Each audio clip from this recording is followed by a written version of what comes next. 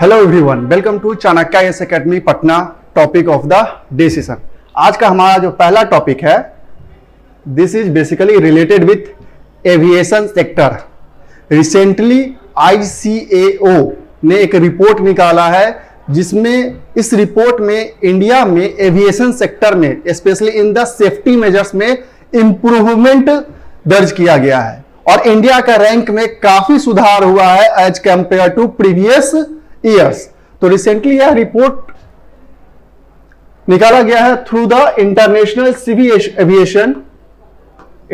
Civil aviation organisation ICAO and India got the rank of 48। India को 48th rank मिला है, जबकि 2018 में यही रैंक 102nd था। तो इंडिया ने एविएशन सेफ्टी के एरिया में काफी इंप्रूवमेंट किया है।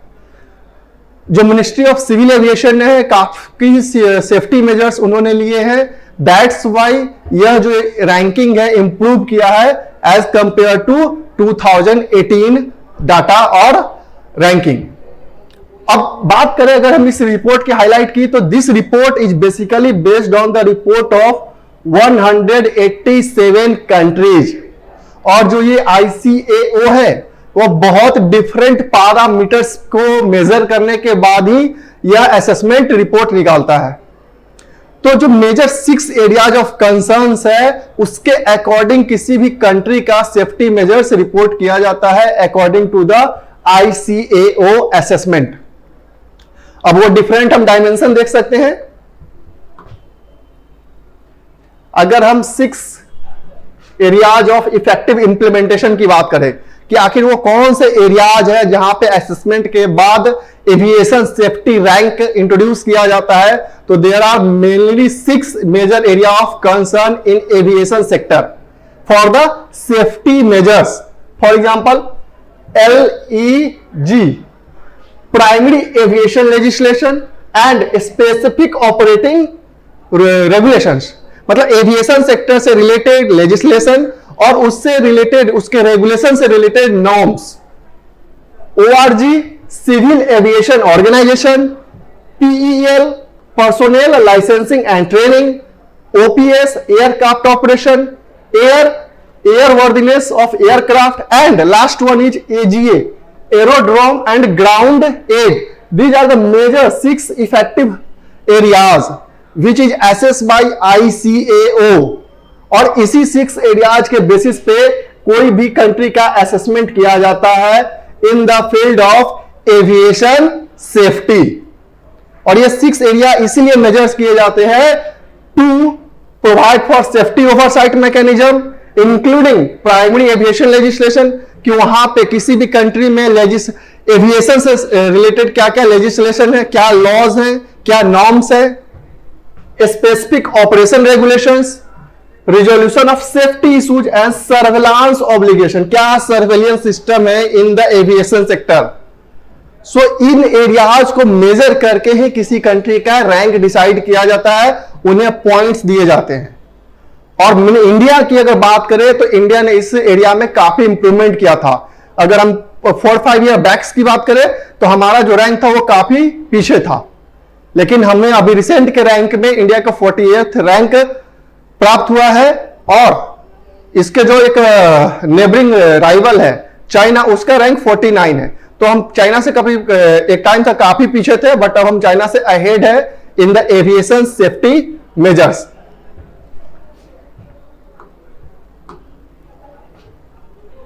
अगर हम स्कोर की बात करें कि क्या स्कोर है, तो India has score of 85.49% and India with Georgia also got the 48th position।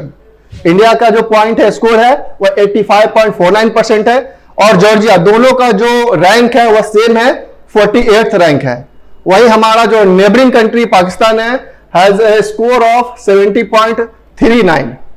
जो टॉप रैंकिंग कंट्रीज है is Singapore which is followed by UAE and the third rank got Republic of Korea and the China का जो rank है वह 49th rank है। So India अभी अभी भी रैंक हमारा काफी अच्छा नहीं है, बट हमने इंप्रूवमेंट काफी किया है, क्योंकि हमने एविएशन सेक्टर में काफी इनहांसमेंट किया है इन द सेफ्टी मेजर्स।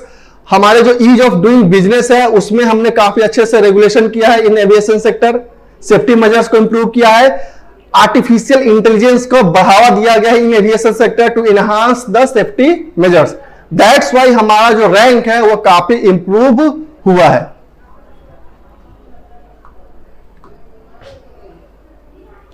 अब हम अगर एविएशन सेक्टर में इंडिया के स्ट्रेंथ की बात करें तो इंडिया का एविएशन सेक्टर काफी बड़ा है और ह्यूज एविएशन जो हम कह सकते हैं कि जो पैसेंजर्स होते हैं जो एयर फ्लाई करते हैं उनका संख्या इंडिया में काफी ज्यादा है।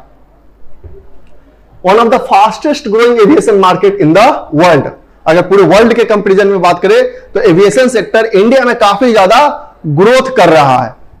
अगर हम पूरे साउथ एशिया की बात करें, इन साउथ एशिया तो जितना भी एयर ट्रैफिक है उसका डोमेस्टिक अगर कंस्टिट्यूएंट की बात करें उसमें इंडिया का जो पार्टिसिपेशन वो 69%। तो इंडिया का जो साउथ एशिया में रोल है आप देख सकते हैं कि डोमेस्टिक ट्रैफिक 69% बनाता है इंडिया का साइड से पूरे साउथ एशिया में एयर ट्रैफिक में।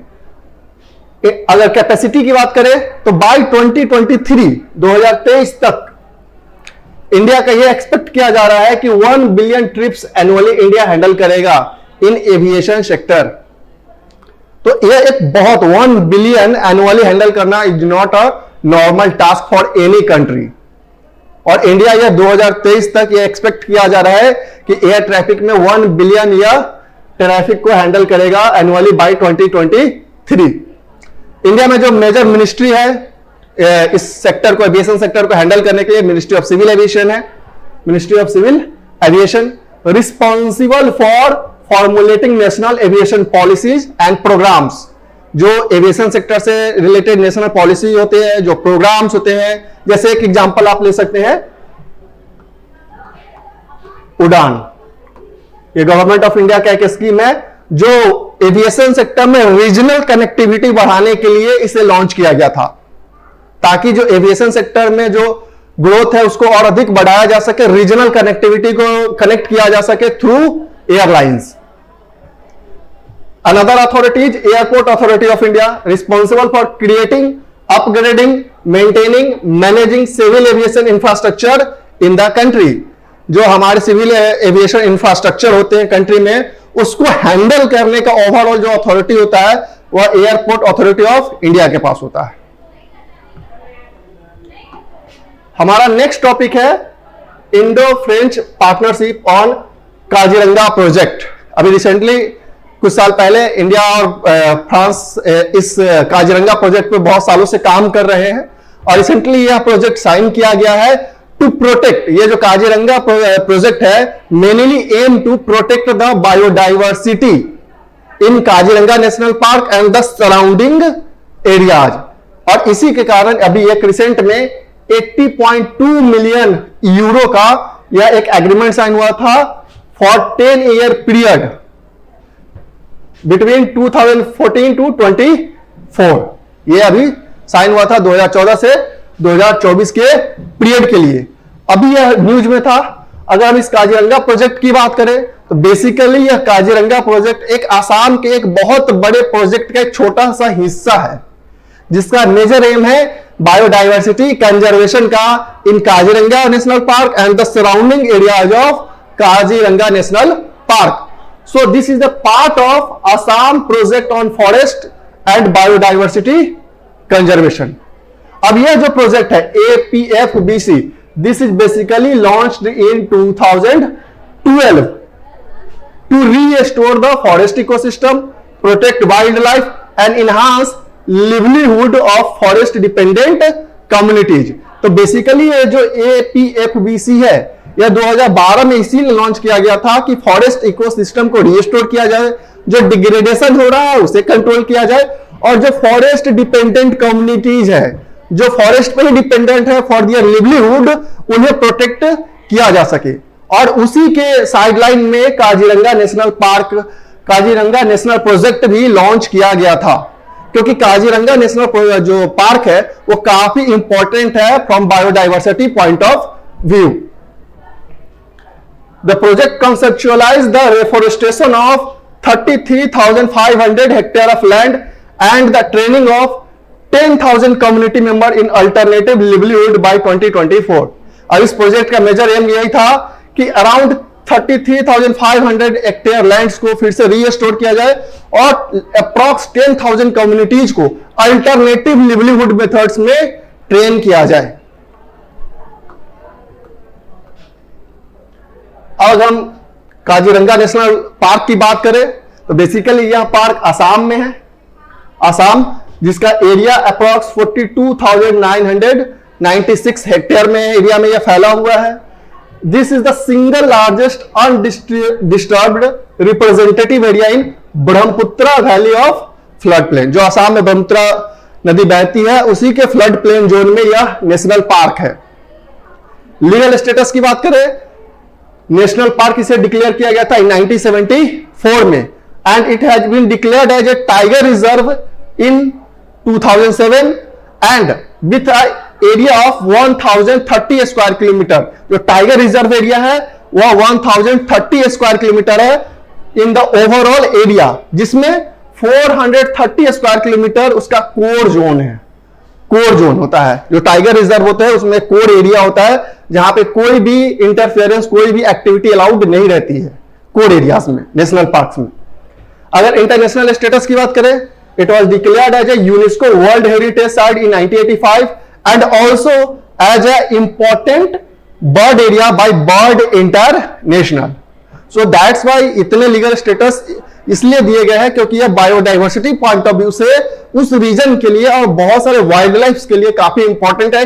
स्पेशली वन हॉर्न राइनोसोरस के लिए यह नेशनल पार्क बहुत इंपॉर्टेंट है क्योंकि इंडिया में सबसे ज्यादा अगर कहीं पे वन हॉर्नेड राइनोसोरस पाए जाते हैं तो वह काजीरंगा नेशनल पार्क में ही पाए जाते हैं।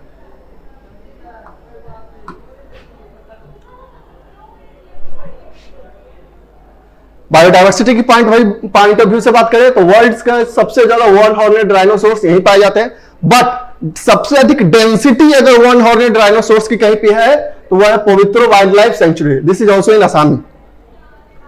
Much of the focus conservation effort in Kaziranga are focused on 4 big species: rhino, specially one horn rhino, elephant, royal Bengal tiger and Asiatic water buffalo. Water buffalo भी वहां पे काफी ज्यादा पाए जाते हैं, तो ये मिस कंफ्यूजन मत होइएगा। सबसे अधिक संख्या वन राइनो की काजीरंगा नेशनल पार्क में है, बट डेंसिटी सबसे अधिक कहां पे है?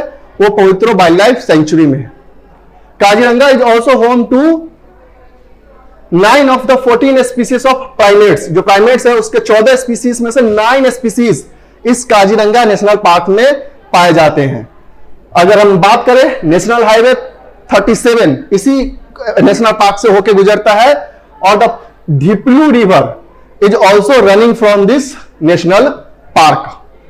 So आप देख सकते हैं कि यह बायोडाइवर्सिटी पॉइंट ऑफ व्यू से कितना अधिक इंपॉर्टेंट जोन है। दैट्स वाई ये काजीरंगा प्रोजेक्ट लॉन्च किया गया था ताकि उसके सराउंडिंग एरियाज और उसके एरिया में जो वाइल्ड लाइफ डाइवर्सिटी है उसे प्रोटेक्ट किया जा सके, उसे फिर से रीस्टोर किया जा सके। आप ये एक्चुअल आपका जो मैप है, ये काजीरंगा नेशनल पार्क का एक मैप है, आप देख सकते हैं ये ब्रह्मपुत्र रिवर है एंड ये पूरा का पूरा जोन आप देख सकते हैं। This is the area of Kaziranga national park और यह इसीलिए इंपॉर्टेंट है क्योंकि यह इसके वैली जोन में सिचुएटेड है और ये पूरे रिवर्स यहां से ये आप देख सकते हैं ये नेशनल हाईवे गुजरता है NH37। दैट्स वाई ये बहुत इंपॉर्टेंट है। So that's all for today. Thank you.